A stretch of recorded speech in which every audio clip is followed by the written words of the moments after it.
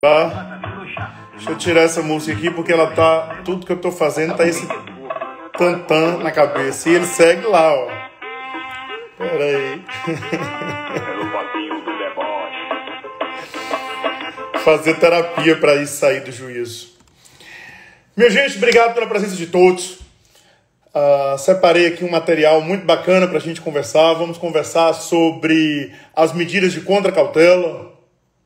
E o pessoal que está no nosso curso completo de processo penal vai poder acompanhar aí pela apostila, pelo e-book. Está tudo lá bem separado, os artigos, os julgados que nós separamos. Está tudo lá para vocês verificarem certinho, tá? Qual a ideia aqui? Nós entendermos quais as medidas de contracautela o processo penal traz. Eu tenho no processo penal. Então, quando eu falo em medidas de contracautela, eu posso pensar no relaxamento da prisão, na revogação da prisão e na liberdade provisória. Por que contracautela? Porque, veja, eu tenho as medidas cautelares no processo penal, que pode ser a prisão ou as medidas cautelares diversas da prisão. Nós sabemos da possibilidade das medidas cautelares diversas da prisão. E as medidas de contracautela, elas vêm para combater uma cautelar. Imagine aí uma cautelar de prisão preventiva ou prisão temporária. Nós vamos discutir a possibilidade técnica de relaxamento, de revogação ou de liberdade provisória com ou sem fiança, motivo pelo qual a gente precisa conversar um pouco também sobre fiança. Aí vocês poderiam perguntar, e o habeas corpus, professor? O habeas corpus também não poderia ser utilizado para combater uma dessas prisões cautelares? Poderia não, né? Pode.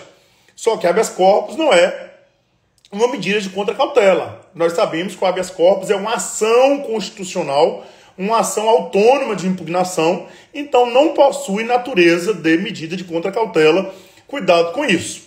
Vamos então aqui, neste ponto, brevemente, de uma forma bem simples da nossa live de hoje, fazer as principais diferenças, os principais pontos entre relaxamento da prisão, revogação da prisão e liberdade provisória. Então fique comigo que vai ser jogo rápido aqui e vocês não vão errar isso em prova. Vamos começar pelo relaxamento da prisão.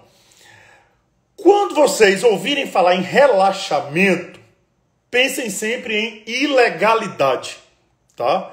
Se eu falo em relaxamento da prisão, eu estou falando em uma prisão ilegal. Qualquer hipótese de prisão cautelar, que nós já estudamos, que nós já sabemos quais são essas prisões, seja a prisão temporária, a prisão preventiva, ou até mesmo a prisão em flagrante, para quem entende que é prisão cautelar ou uma prisão pré-cautelar. Qualquer modalidade dessa prisão processual ou dessas prisões processuais, quando ilegal, vai caber o relaxamento. E o relaxamento é interessante porque, veja, o sujeito vai ser posto em liberdade porque a prisão é ilegal. Se ele está sendo posto em liberdade porque a prisão é ilegal, ele não vai ter que obedecer nenhuma condição. Ele vai ser posto em liberdade sem obedecer nenhuma condição, não vai ser imposto nenhuma condição, apenas posto em liberdade porque a prisão é uma prisão ilegal, a prisão ela é considerada ilegal. E o relaxamento ele tem guarida constitucional. Se vocês pegarem aí o artigo 5º, inciso 65, deixa eu pegar aqui para fazermos a leitura juntos. Só achar meu CPP aqui.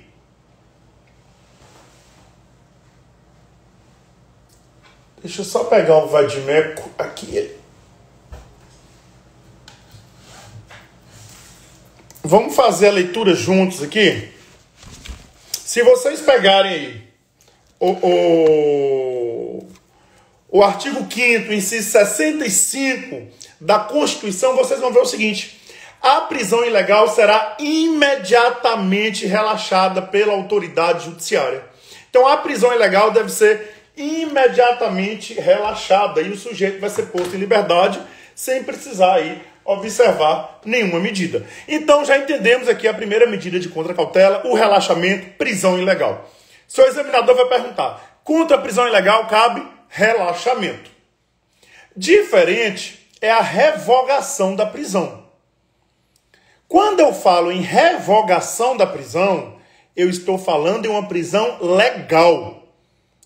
Houve uma decisão judicial, a decisão judicial decretou a prisão, seja uma prisão preventiva, seja uma prisão temporária, porque aqui eu estou falando das prisões processuais. Não estou falando da prisão pena, não estou falando de cumprimento de pena. Então tem uma decisão legal decretada judicialmente, seja preventiva, seja temporária, e essa prisão deixou de ser útil ao processo ou à investigação. Imagina que o sujeito estava preso para garantir a eficácia da investigação. A investigação terminou, o inquérito foi concluído, ele não está mais aí colocando em risco a investigação. Aquela prisão pode ser revogada porque deixou de ser útil, perdeu a utilidade. Então, quando eu falo em revogação da prisão, diferente do relaxamento, na revogação eu tenho uma decisão judicial, uma prisão legalmente decretada, que deixou de ser útil e aí, por ter deixado de ser útil, será revogada. E nesse caso aqui, da revogação da prisão, o juiz pode, ao revogar a prisão legal, que deixou de ser útil, decretar alguma medida cautelar diversa da prisão. Como, por exemplo, aquelas medidas lá previstas nos artigos 319 e 320 do Código de Processo Penal. Então, olhe que a revogação é contra decisão judicial. Então, eu não falo da revogação do flagrante. Eu vou falar da revogação da prisão temporária e da revogação da prisão preventiva. O que vocês precisam ficar aí atentos, que pode ser a questão da prova de vocês? Nós sabemos que o flagrante ele vai ser submetido à análise do Poder Judiciário, né? Tem 24 horas para o Poder Judiciário deliberar sobre a prisão em flagrante. E uma das deliberações é a homologação da prisão em flagrante, convertendo essa prisão em flagrante em preventiva. Que já faço um parêntese aqui para dizer que o STJ entende, o STF também, que isso não pode ser automático de ofício, é preciso aí provocação da autoridade policial ou do Ministério Público. Então, em relação ao flagrante, se esse flagrante já foi convertido em prisão preventiva, e aí depois essa prisão preventiva deixa de ser útil, aí beleza, cabe a revogação. Mas cuidado, contra a prisão em flagrante, por si só, vai caber o relaxamento, quando a prisão está ilegal, que nós já vimos, foi o primeiro tópico, ou a liberdade provisória, que eu vou ver na sequência com vocês. Na liberdade provisória, a prisão está legal, não é caso de relaxamento, mas aí o juiz vai colocar o sujeito solto e pode ser que cumule aí com essa liberdade provisória alguma medida cautelar diversa da prisão. Tranquilo? Então veja que a revogação ela depende de uma decisão judicial legal que deixa de ser útil. Se eu falo de decisão judicial, apenas a prisão preventiva e a prisão temporária. O relaxamento, qualquer prisão ilegal, vai caber o relaxamento. Ponto mais complexo que precisa aqui de mais detalhe de nossa parte é a liberdade provisória. Também aí com tutela constitucional no artigo 5º, inciso 66 da Constituição. Daqui a pouco a gente faz a leitura de alguns dispositivos relacionados à liberdade provisória. Mas assim como a revogação da prisão, a liberdade provisória ela se refere a uma prisão legal. Então fica fácil. Se a revogação vai ser de uma decisão judicial, e como decisão judicial em prisão cautelar eu tenho prisão preventiva e prisão temporária, a liberdade provisória vai ser cabível no flagrante. Se o flagrante for ilegal, assim como qualquer prisão ilegal, cabe relaxamento. Do flagrante legal, é possível sim a liberdade provisória. A liberdade provisória surge em nosso ordenamento como uma medida substitutiva da prisão em flagrante. O sujeito foi preso em flagrante, a prisão é legal, o juiz homologa a prisão, mas da liberdade provisória. A liberdade provisória como uma medida substitutiva da prisão em flagrante. E aí o juiz pode acumular essa liberdade provisória com outras cautelares diversas da prisão. Como eu já falei, artigo 319, artigo 320. E ainda tem mais um ponto importante que depois vocês podem aprofundar, que hoje a liberdade provisória, eu digo hoje, né, mas desde 2011, com as alterações que o CPP sofreu a partir aí de 2008, mas principalmente em 2011, a liberdade provisória deixou de ser unicamente uma medida de contracautela. Ou seja, a liberdade provisória não é mais exclusivamente uma medida de contracautela para substituir o flagrante. Porque nós sabemos, e aí já é bem tranquilo, quando vamos ver aí as cautelares, analisamos as cautelares, que a liberdade provisória ela passa a ter também natureza de cautelar autônoma. Ou seja, é uma medida menos gravosa do que a prisão, e o juiz pode colocar a liberdade provisória como uma medida cautelar autônoma.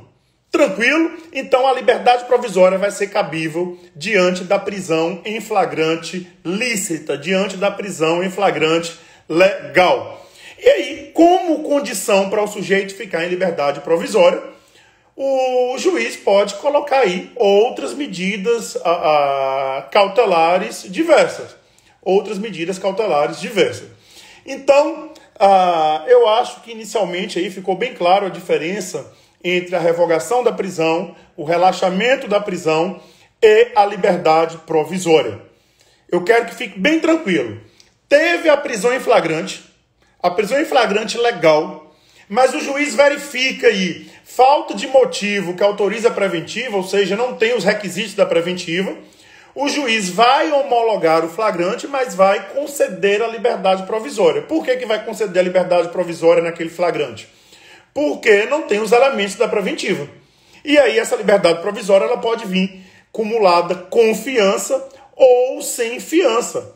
Ou ainda cumulada com outras medidas cautelares diversas da prisão, porque a fiança passou a ser apenas uma das medidas cautelares diversas da prisão.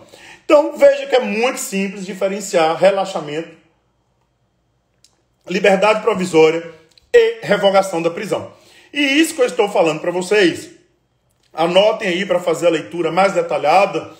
O pessoal que está com a nossa apostila, o nosso e-book, pode acompanhar que esses artigos estão esquematizados lá. O link está na bio, tá? Podem ir lá na bio que o link está lá. Mas para entender a liberdade provisória, essas nuances da liberdade provisória, precisamos entender. No nível constitucional, o artigo 5º, inciso 66 da Constituição, também o artigo 321 do Código de Processo Penal e o artigo 310 do Código de Processo Penal. Então, minha gente, feito esta distinção entre relaxamento, revogação e liberdade provisória, vamos falar um pouco aqui da distinção entre liberdade provisória com fiança e a liberdade provisória sem fiança. Que é isso aí que vai despencar na prova de vocês, é isso aí que vocês precisam tá bem tranquilo, essa distinção da liberdade provisória com fiança, da liberdade provisória sem fiança, e eu vou começar, anotem aí, falando da liberdade provisória com fiança. Primeira coisa importante, se o juiz vai decretar a liberdade provisória com fiança, eu preciso estar diante de um crime afiançável. Combinado? É muito óbvio, mas é isso aí que vai cair na sua prova. Liberdade provisória com fiança é possível diante de um crime afiançável.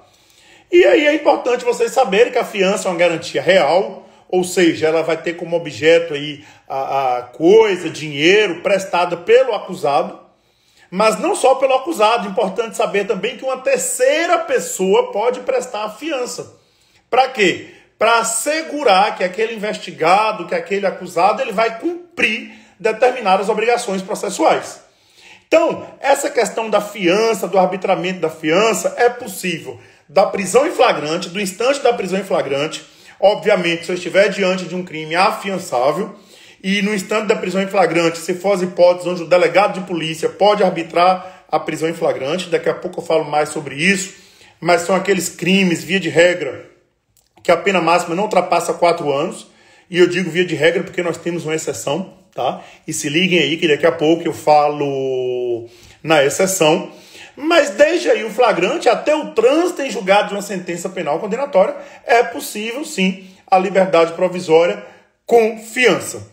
E aqui tem uma novidade, e uma novidade importante: nova lei de abuso de autoridade, lei 13.869 de 2019, artigo 9º, parágrafo único, inciso 2 da lei de abuso de autoridade, que vai falar que é crime de abuso de autoridade a conduta da autoridade judiciária. Então veja que pela literalidade da lei, ela fala em autoridade judiciária, que quando for manifestamente cabível a liberdade provisória, não substituir a prisão preventiva por medida cautelar diversa, ou então não conceder a liberdade. Então, cuidado, quando for manifestamente cabível a liberdade provisória, se o juiz não substituir a medida por uma cautelar diversa, de acordo com a lei de abuso de autoridade, isso configura uma conduta típica, desde que manifestamente cabível. Então a doutrina vai dizer o seguinte, se o crime é afiançável, a aplicação da fiança é um direito subjetivo do acusado. Cuidado com isso, tá? Cuidado com isso, eu vou dizer, daqui a pouco a gente conversa mais sobre isso.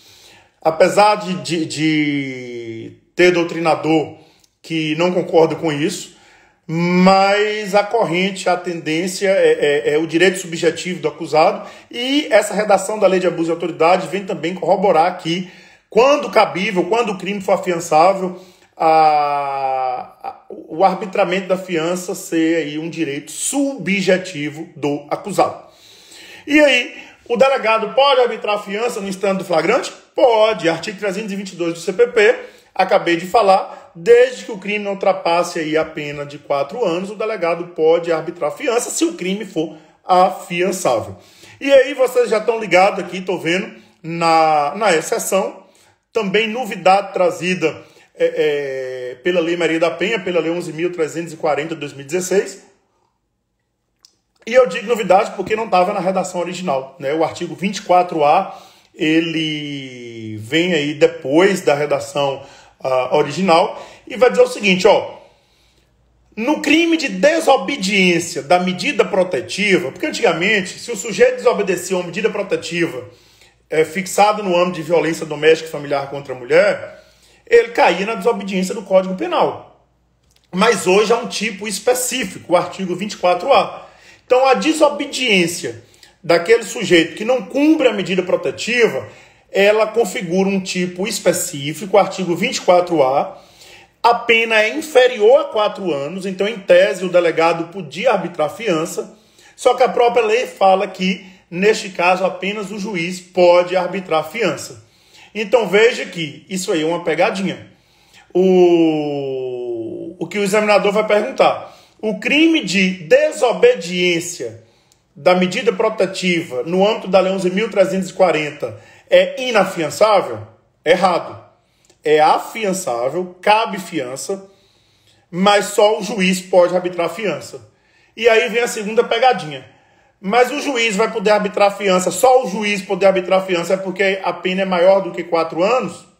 A pena inferior é maior, a pena é maior do que 4 anos? Não. A pena é menor. Mas a própria lei, o próprio tipo penal, diz que somente o judiciário, ele vai poder, a autoridade judicial vai poder arbitrar a fiança nos casos do artigo 24A. Então, cuidado com essa observação em relação à Lei Maria da Penha, que é uma exceção ao artigo 322 do Código de Processo Penal. Um ponto importante, isso daqui mais para a prova subjetiva, mais para vocês colocarem numa questão dissertativa, é que a lei de abuso de autoridade, ela fala que a autoridade judiciária, ou seja, o juiz, que quando manifestamente cabível não arbitrar aí a fiança ou outra medida cautelar, é crime de abuso de autoridade, traz na literalidade o crime aí só em relação ao juiz, autoridade judicial. Mas, por exemplo, parte da doutrina, como por exemplo o professor Renato Brasileiro, vai entender o seguinte: se o delegado de polícia não arbitrar a fiança quando a fiança for manifestamente cabível, o delegado também vai responder pelo crime de abuso de autoridade, com base lá no artigo 9º, parágrafo único, inciso 2, da Lei de Abuso de Autoridade. Cuidado, porque a literalidade da lei não diz isso. Tá? A literalidade da lei não diz isso. E, além disso, tem uma outra questão aqui importante. O artigo 324, inciso 4 do Código de Processo Penal. Porque, se vocês analisarem aí, eu não vou ler esses dispositivos, eu até abri aqui o Valdemec, mas eu não vou ler para sermos aqui mais pragmáticos, mais objetivos. Mas vocês vão anotando aí e vão fazendo a leitura, tá? O artigo 324, inciso 4 do Código de Processo Penal, ele vai autorizar não conceder a fiança, ou seja, vai autorizar a não concessão de fiança quando presentes os motivos que autorizam a decretação da prisão preventiva. Olha que interessante. O delegado está ali diante de um flagrante. O crime é afiançável. A pena máxima não ultrapassa 4 anos. O artigo 322 diz que o delegado pode arbitrar a fiança. Como a lei de abuso de autoridade fala que quando manifestamente cabível, o juiz que não arbitrar a fiança responde pelo crime de abuso de autoridade, parte da doutrina, como o Renato Brasileiro, vai dizer que o delegado também responde.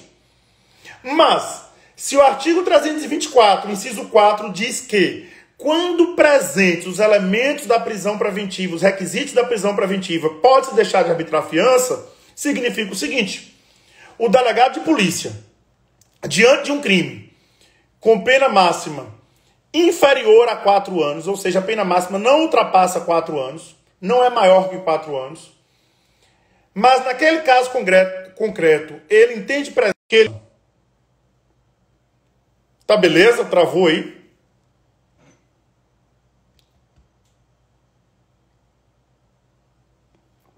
Me dá só um ok se tá tranquilo.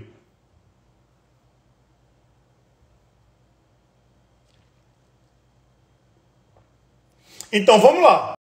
Eu estava dizendo o seguinte. De acordo com o artigo 324, inciso 4 do Código de Processo Penal, mesmo que o crime seja afiançável e a pena máxima não seja superior a 4 anos, o delegado de polícia, se presentes ali naquele caso concreto os elementos da prisão preventiva, pode deixar de arbitrar a fiança. Mas, obviamente, que por coerência, ele vai lavrar o auto de prisão em flagrante delito, vai manter o sujeito preso, vai fundamentar o não arbitramento da fiança nos requisitos da prisão preventiva e vai representar para que o juiz converta aquele flagrante em prisão preventiva, e o juiz tem 24 horas para manifestar essa questão, homologando ou não. Então é muito importante a leitura do artigo 324 como todo, a leitura do artigo 323 também do Código de Processo Penal, a leitura dos artigos 327, 328, que vai dizer as obrigações processuais decorrentes da fiança. Então, esses dispositivos que eu estou falando são dispositivos... Obviamente, a leitura do código, gente, a leitura da lei seca é muito importante. Pelo menos dar uma passada de olho ali na lei seca é muito importante. Mas alguns dispositivos são de leitura obrigatória. Então, anotem aí, artigos 327, 328, vai explicar direitinho quais são as obrigações que vão decorrer ali da fiança. Um outro ponto importante, artigo 341, inciso 5 do CPP. Se o sujeito que teve a liberdade provisória com fiança, ou seja, está respondendo em liberdade, pagou fiança, e aí ele vem e pratica um novo crime doloso, ele pratica um crime doloso, aquela fiança vai restar quebrada. Então isso daí é muito importante e vai cair na sua prova. Olha o que é que eu estou falando para vocês. Liberdade provisória com fiança só em relação ao crime afiançável. E aí vinha a noção antiga, né, da galera mais antiga aqui, da minha época, de que se o crime for inafiançável, Ou então, se o legislador falar, como era o antigo aí, já declarado inconstitucional, o artigo 44 da Lei de Drogas, se o legislador falasse, olha, o crime é inafiançável, nesse caso não cabe liberdade provisória, não tinha aqui como colocar liberdade provisória. Só que precisamos agora adequar o estudo da liberdade provisória sem fiança. Precisamos entender agora todo o contexto da liberdade provisória sem fiança. E aí eu dividi para vocês no nosso material. Então aí quem está no nosso curso completo de processo penal, vai lá, vai agora aí na aula de medidas de contracautela, que é o que estamos vendo hoje. Baixa o e-book aí e acompanhe isso que eu estou falando. Quem ainda não está, vai lá na bio no Instagram, clica no link que vai ter tudo lá. Eu organizei para vocês as hipóteses em que o sujeito pode ter a liberdade provisória sem fiança. A primeira hipótese, quando estiver diante das discriminantes. Professor, quais são as discriminantes? As excludentes de licitude. Onde que está isso? Artigo 310, parágrafo 1º do Código de Processo Penal. Vai dizer, se o sujeito praticou o crime diante das causas excludentes de licitude, artigo 23 do Código Penal, vai ser dado aí liberdade provisória para ele, concedida liberdade provisória para ele, sem fiança. Professor, o que o artigo 23 diz? O sujeito pratica o crime em estado de necessidade, em legítima defesa, no estrito cumprimento do dever legal ou no exercício regular do direito, há um excludente aí de licitude. E nessa liberdade provisória aí durante o processo, ele não vai, obviamente, ser arbitrado, não vai ter o arbitramento da fiança. O que acontece? Parte da doutrina fala que isso é uma análise judicial. Tá? Parte da doutrina vai dizer, essa liberação da fiança do sujeito que comete o crime, diante de uma das hipóteses do artigo 23 do Código Penal, ou seja, das discriminantes, é uma decisão aí que deve ser feita pela autoridade judiciária. Mas a doutrina é tranquila em falar o seguinte: esse exame de verificação das discriminantes, ele pode ser feito pela autoridade policial se no instante do flagrante já tiver manifesto. Se no instante do flagrante já tiver ali demonstrado que o sujeito agiu em legítima defesa, em estado de necessidade, o estrito cumprimento do dever legal, no exercício regular de um direito, é possível aí, por exemplo, o delegado ratificar a prisão em flagrante, conceder a liberdade provisória sem fiança. Cuidado, que isso é uma interpretação doutrinária, a meu ver, tranquila, desde que esteja manifestamente clara a presença aí, de um dos incisos do artigo 23, e é possível que isso caia em sua prova, principalmente quem for fazer aí concurso para delegado de polícia. Essa é a primeira hipótese da liberdade provisória sem fiança, as excludentes de ilicitude. É o que eu tenho expressamente no Código de Processo Penal. Professor, e se eu estiver diante aí de uma causa excludente de culpabilidade? É possível? A doutrina diz que sim, que por analogia é possível. Aí seu examinador pergunta: vem cá, candidato, na literalidade da lei, diante de uma causa excludente de culpabilidade, como por exemplo a ausência de potencial conhecimento da ilicitude do fato, ou a inexigibilidade de conduta diversa, está na literalidade da lei? Não está. Na literalidade da lei está as hipóteses do artigo 23. Mas, por analogia, a doutrina diz, nós vamos aplicar esse artigo 310, parágrafo 1º, também nas causas excludentes de culpabilidade, salvo a inimputabilidade. Por que a inimputabilidade? Artigo 26 do Código Penal não pode. Porque a inimputabilidade, ou seja, o sujeito que ao tempo do crime não tinha ali o discernimento de determinar o seu agir, pode ser hipótese de internação, tá? Pode aí caber internação provisória. Então, nesse caso aí, não vai caber. Bom, outra hipótese onde é possível a liberdade provisória sem fiança, Artigo 350 do Código de Processo Penal, pobreza. Ou seja, o sujeito que não tem condições aí de pagar a fiança sem prejudicar a sua subsistência, ou seja, o sujeito que se encontra na condição de pobreza, o juiz pode conceder a liberdade provisória sem fiança. Agora veja, a literalidade do artigo 350 fala que somente o juiz pode liberar a fiança por pobreza, na justificativa de pobreza.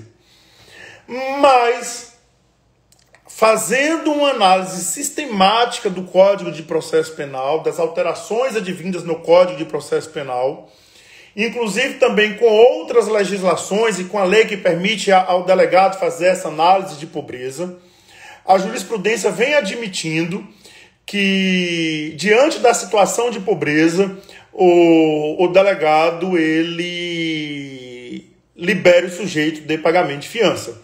Eu adoto essa postura, eu defendo também, teoricamente, em meu livro Estudo de Direito Processual Penal, essa questão de que, diante da situação de pobreza, o sujeito que comete o crime, cuja pena a máxima aí não seja superior a 4 anos, desde que ele não tenha condições de pagar a fiança, o delegado pode arbitrar a fiança. Eu adoto esse posicionamento tanto na prática como também no meu livro Estudo de Direito Processual Penal, e eu acho que isso está em consonância com a interpretação sistemática não só dos dispositivos do Código de Processo Penal, mas como de todo o nosso ordenamento aí, jurídico.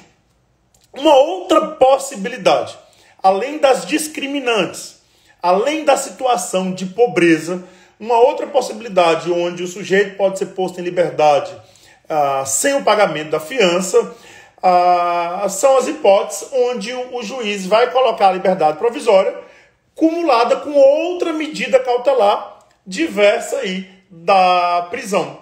Isso porque, minha gente, a fiança passou a ser aí, a partir de 2011, uma das medidas cautelares diversas da prisão.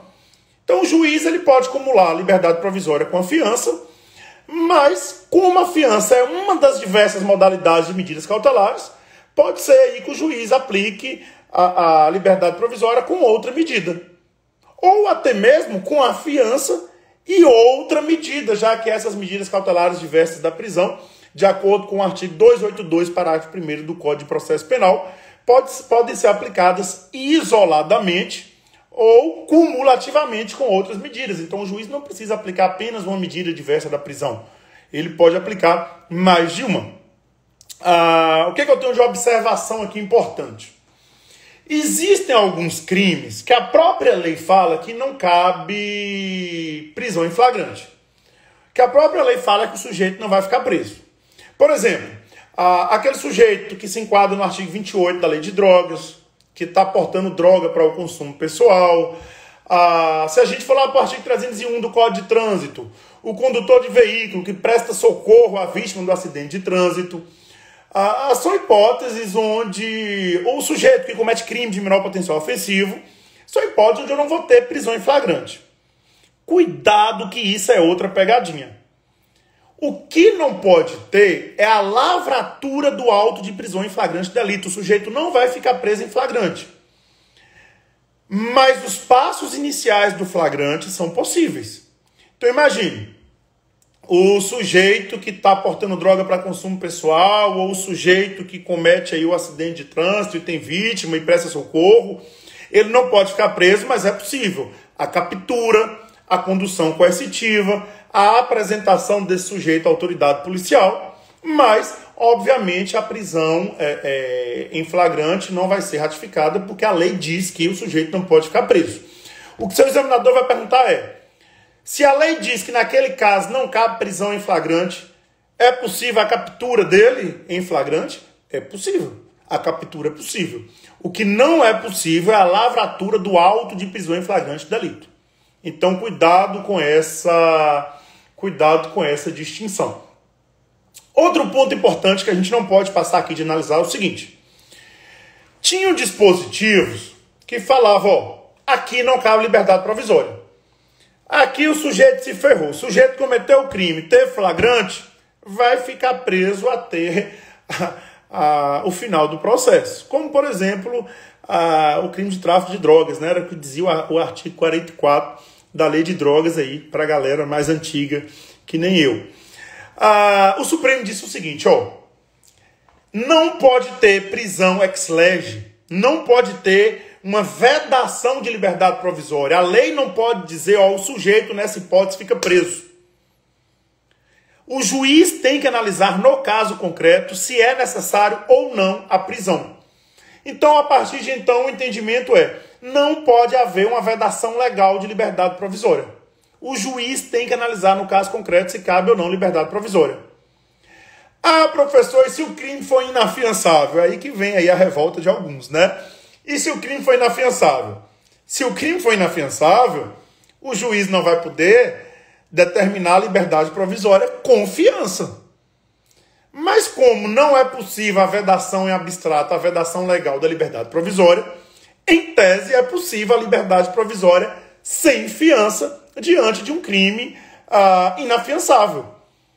Então o fato de o crime ser inafiançável não significa que está proibida a liberdade provisória. É possível a liberdade provisória com outras medidas diversas da prisão. Por exemplo, monitoramento eletrônico. Não é possível fiança, porque o crime é inafiançável. Tá bem? Só cuidado que a própria Constituição, o Código de Processo Penal, também no artigo 323, vão dizer quais são os crimes inafiançáveis.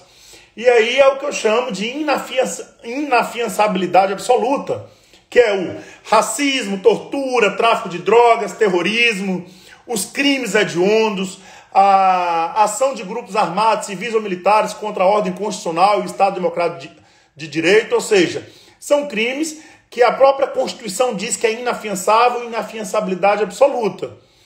Mas cuidado que eu tenho uma inafiançabilidade relativa, como, por exemplo, aquelas hipóteses que o CPP vai dizer lá no artigo 324, que não tem aí,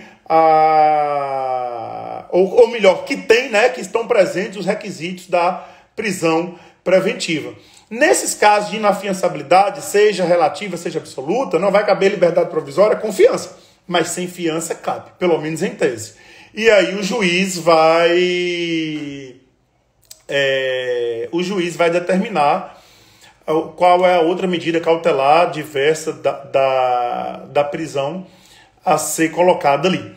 Pessoal, para a gente terminar, as dicas que eu tinha para vocês aqui hoje, minha intenção era ser breve.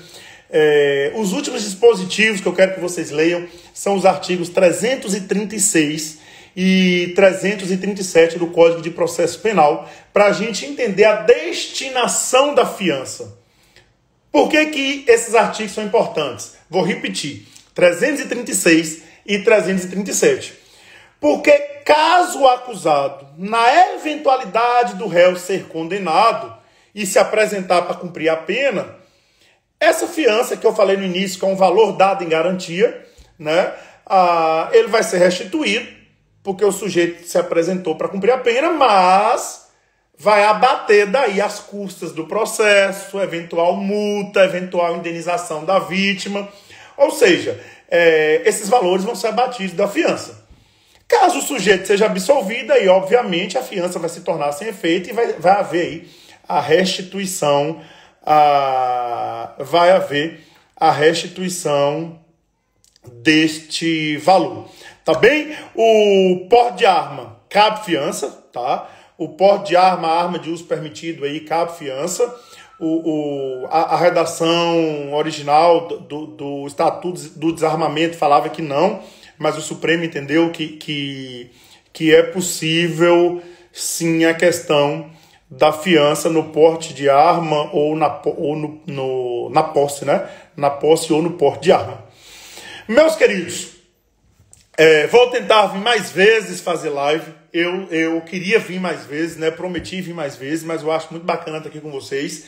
E o que eu queria mesmo hoje era fazer essa distinção de relaxamento, revogação e liberdade provisória, como aí as 3 medidas de contracautela, que não se confunde com o habeas corpus. O habeas corpus é uma ação constitucional, uma ação autônoma de impugnação. E aí eu aproveitei aqui esse bate-papo, a paciência de vocês, para falar um pouco sobre fiança,